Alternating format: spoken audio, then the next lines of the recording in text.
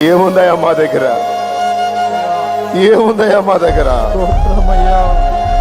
ఎందుకు పనికి వస్తామయ్యా?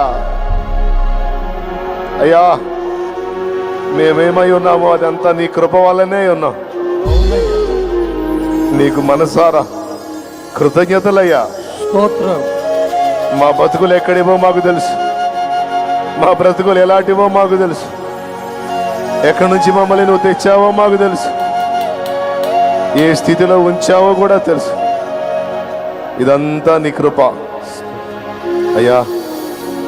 నీవు అనుగ్రహించినటువంటి మందిర ప్రాంగణం ఆశీర్వదించు. రోగులుగా, రక్షణ లేని వారుగా, దురాత్మ పీడితులుగా, నానా బాధలలో, వేదనలో ఉండి ఎవరైనా ఈ మందిరంలో ప్రవేశిస్తే అది ఎట్టి సమస్య అయినా నజరేయుడగు యేసు నామములో వారికి విడుదల. అందరూ దేవునికి స్తోత్రం.